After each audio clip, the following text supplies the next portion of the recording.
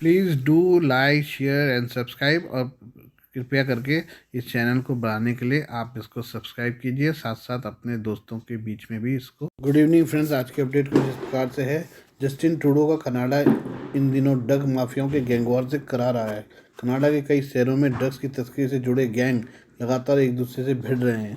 इस बीच कनाडा की पुलिस ने एडमॉन्टन में भारतीय मूल के सिख गैंगस्टर हरप्रीत सिंह उप्पल और उसके 11 साल के बेटे की गोली मारकर हत्या से जुड़े संदिग्धों की वीडियो और तस्वीरें जारी की हैं। पुलिस ने हत्याओं की आलोचना करते हुए इस घटना को बीमार और विकृत करार दिया है। पुलिस ने उप्पल की पहचान ड्रग्स के व्यापार में शामिल एक हाई प्रोफाइल गिरोह के सदस्य के रूप में की है। उनका मानना है कि उप्पल की बेटी की हत्या जानबूझकर की गई थी। वैंकूवर सन के अनुसार पुलिस ने उप्पल को ब्रदर्स कीपर गिरोह का एक साथी बताया है। यह गैंगवार खालिस्तानी आतंकवादी हरदीप सिंह निज्जर की हत्या पर भारत और कनाडा के बीच राजनयिक विवाद के बीच हुआ है। इस साल 19 जून को सरे में एक गुरुद्वारा के बाहर अज्ञात हमलावरों ने निज्जर की गोली मारकर हत्या कर दी थी।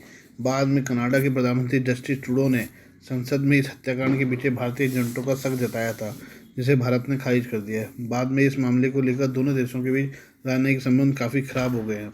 भारत ने कुछ समय के लिए कनाडाई नागरिकों के लिए वीज़ा सर्विस भी बंद कर दी थी। एडमॉन्टन पुलिस ने रविवार को निगरानी फुटेज और एक वाहन और 2 संदिग्धों की तस्वीर जारी की है और उम्मीद जताई कि 9 नवंबर को दोपहर 12 बजे हुई गोलाबारी के संबंध में नई जानकारी लाने में मदद कर सकती है। रविवार को एक प्रेस विज्ञप्ति में एडमॉन्टन पुलिस सेवा EPS होमिसाइड सेक्शन के स्टाफ सार्जेंट रॉब बिलावे ने कहा कि हमें उम्मीद है कि इस फोटो और वीडियो क्लिप को जारी करने से किसी को वाहन और या संदिग्धों को पहले या बाद में देखने की याद दिलाने में मदद मिलेगी। बयान में आगे कहा गया कि कभी कभी महत्वहीन प्रतीत होने वाला विवरण हमारी जांच में बेहद मददगार हो सकता है और हम किसी को भी ऐसी जानकारी के लिए प्रोत्साहित करते हैं जिनके बारे में उन्हें लगता है कि वह इस शूटिंग से संबंधित हो सकती हैं, तो वह हमें कॉल करें। वीडियो में 2 लोग दिखाई दे रहे हैं जो 41 वर्षीय गिरोह के सदस्य उप्पल और उसकी 11 वर्षीय बेटी की हत्या में संदिग्ध हैं। दोनों को गुरुवार स्थानीय समय के मध्य में 50 स्ट्रीट और एल सर्ली रोड पर एक शॉपिंग कॉम्प्लेक्स में गोली मार दी गई थी। वीडियो में संदिग्धों को काली BMW SUV से निकलते हुए दिखाया गया है। पुलिस के अनुसार संदिग्ध उप्पल की सफ़ेद SUV की ओर भागे, हथियार से गोलाबारी की और मौके से भाग गए। उप्पल और उनके बेटे को गोली मार दी गई। कुछ ही समय बाद उनकी मृत्यु हो गई। पुलिस गोलाबारी की जांच जारी रखे हुए है और सोमवार और मंगलवार को शव परीक्षण किया जाएगा। गोलाबारी के समय एक और 11 वर्षीय लड़का जो उप्पल से संबंधित नहीं था कार में था। बयान के मुताबिक वो गोलाबारी के बाद मौके से भागने में सफल रहा और उसे शारीरिक चोट नहीं आई। बयान में एडमॉन्टन पुलिस सर्विस ने कहा कि गुरुवार 9 नवंबर 2023 को लगभग 12 बजे दक्षिण पूर्व शाखा के गश्ती अधिकारियों ने 50 LHC रोड के क्षेत्र में एक व्यवसाय के बाहर गोलाबारी की रिपोर्ट पर प्रतिक्रिया दी। पहुंचने पर प्रतिक्रिया देने वाले अधिकारियों ने 41 वर्षीय हरप्रीत सिंह उप्पल और उनके 11 वर्षीय बेटे को मेडिकल इमरजेंसी में पाया। EMS ने प्रतिक्रिया दी। हालांकि उप्पल और उनके बेटे दोनों ने घटनास्थल पर ही दम तोड़ दिया था। एक तीसरे वाहन में सवार एक अन्य 11 वर्षीय लड़का, जिसका उप्पल या उसके बेटे से कोई संबंध नहीं है, गोलाबारी के तुरंत बाद वाहन से भाग गया। उसे कोई शारीरिक चोट नहीं आई है। बयान के अनुसार पुलिस को कुछ देर बाद 34 स्ट्रीट और टाउनशिप रोड 510 ब्यूमेंट के उत्तर क्षेत्र में एक वाहन में आग लगने की सूचना मिली। बयान में पुलिस ने आगे कहा कि इस समय पुलिस इस बात की जांच कर रही है कि क्या संदिग्ध वाहन और जली हुई गाड़ी काली BMW X6 एक ही है। वाहन के अंदर कोई नहीं था और किसी के घायल होने की सूचना नहीं है। CCTV न्यूज़ एडमॉन्ट की रिपोर्ट के मुताबिक यह पहली बार नहीं हुआ जब उप्पल को निशाना बनाया गया है। इससे पहले 2021 में उप्पल एडमॉन्ट रेस्टोरेंट में भी एक और गोलाबारी में घायल हो गया था, जिसे पुलिस ने लक्षित हमला बताया था।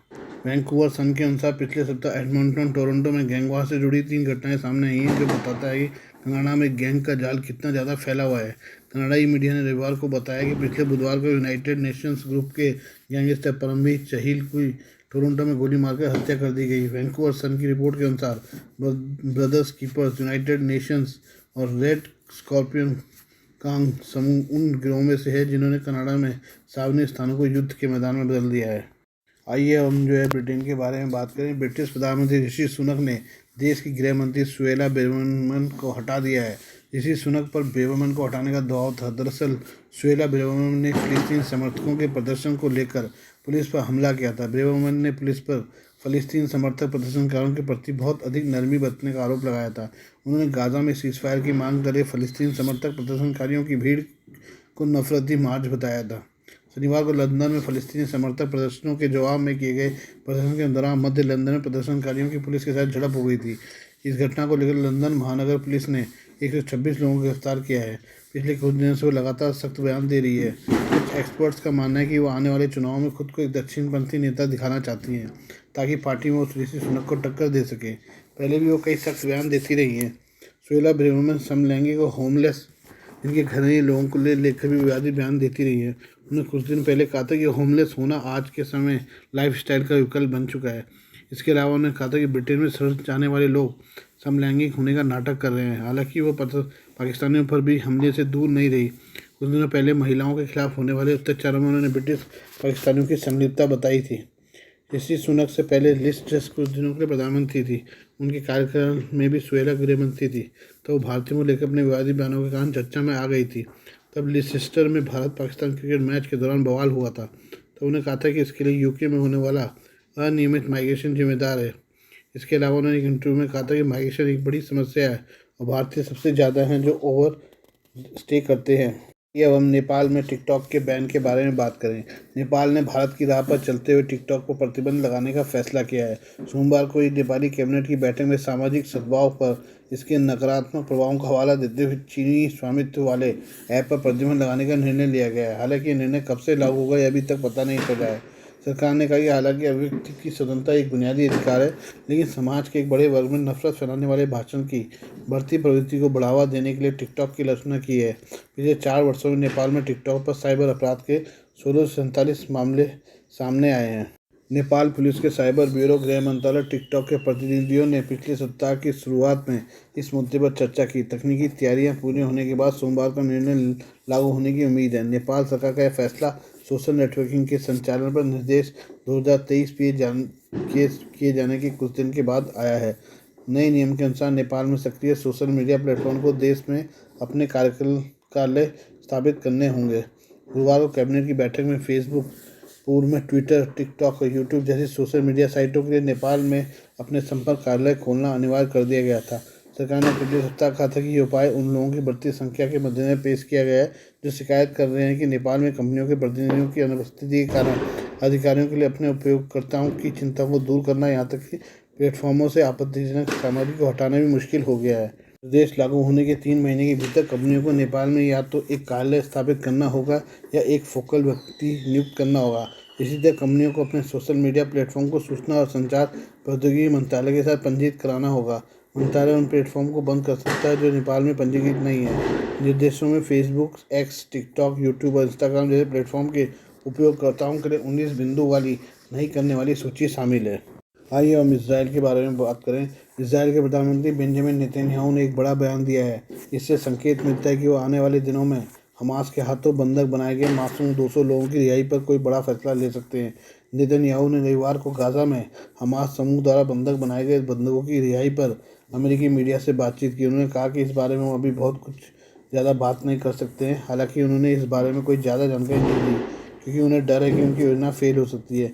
वहीं उन्होंने एक बार फिर युद्ध विराम की आशंका से साफ इनकार कर दिया है।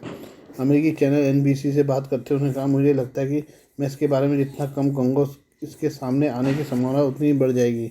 उनका कहना था कि हमास ने ऑर्डर पर सब कुछ किया था। जैसे ही ग्राउंड ऑपरेशन हुआ सब कुछ बदलना शुरू हो गया।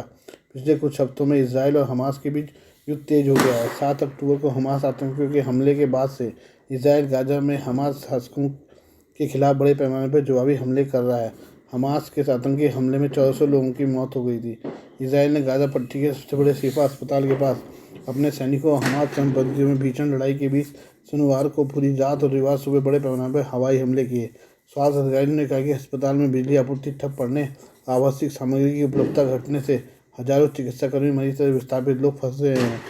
इससे पहले इजराइल के प्रधानमंत्री बेंजामिन नेतन्याहू ने संघर्ष विराम की बढ़ती अपील को खारिज कर दिया। उन्होंने कहा गाजा पट्टी में हमास चरमपंथियों को कुचलने के लिए इजराइल की लड़ाई पूरी ताकत के साथ जारी रही। टेलीविज़न पर दिए संबोधन में नेतन्याहू ने साफ कर दिया है कि संघर्ष विराम तभी संभव है जब गाजा में चरमपंथियों द्वारा बंधक बनाए गए 239 लोगों को रिहा किया जाएगा। उन्होंने जोर देकर कहा कि युद्ध के बाद गाजा का असैनिकरण किया जाएगा और इसराइल क्षेत्र में अपना सुरक्षा नियंत्रण बनाए रखेगा। यह रुख इसराइल के निकटतम सहयोगी अमेरिका की तरफ से युद्ध के बाद के हालातों को लेकर व्यक्त किए गए विचारों से अलग है। अमेरिका ने कहा था कि वह क्षेत्र के फिर से इसराइल के कब्जे में जाने का विरोध करता है। नेतन्याहू ने कहा है कि चरमपंथियों को पकड़ने के लिए जब जरूरी हो इसराइली सेना गाजा में प्रवेश करने में सक्षम होनी चाहिए। आइए हम पाकिस्तान के टिकटॉकर हरीम शाह के बारे में बात करें। पाकिस्तान में सस्ती लोकप्रियता के लिए जानी जाने वाली टिकटॉकर हरीम शाह एक बार फिर चर्चा में है। हरीम शाह ने इस बार हिंदुओं और दिवाली के त्यौहार को लेकर जहर उगला है। पाकिस्तानी टिकटॉकर ने एक्स पर पोस्ट में कहा कि हिंदू त्यौहार दिवाली को हमेशा हमेशा के लिए बैन कर देना चाहिए। भारतीय हिंदू अनगिनत पटाखे छोड़ते हैं, करोड़ों दीप जलाते हैं, जो पर्यावरण प्रदूषण के लिए जिम्मेदार है। दुनिया के नेताओं को इस मुद्दे पर ध्यान देना चाहिए। ये पहली बार नहीं है जब हरीम शाह ने ऐसी कोई बात कही है। इससे पहले भी ऐसी बातें करती रही हैं जिससे उनका सिर्फ मजाक बनता है।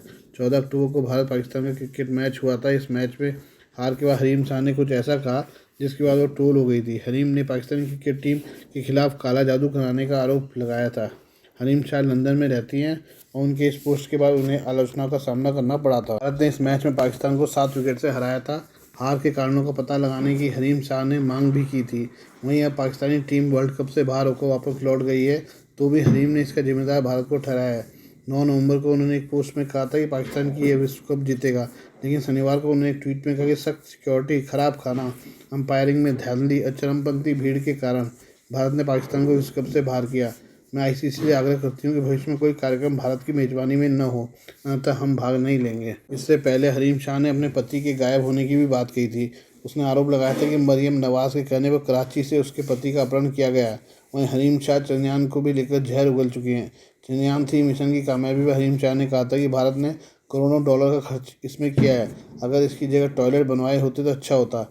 हालांकि तब भारतीयों ने उसकी क्लास लगाई थी। आज के लिए बस इतना ही। बाकी मिलते हैं कल आपसे नई खबरों के साथ। धन्यवाद।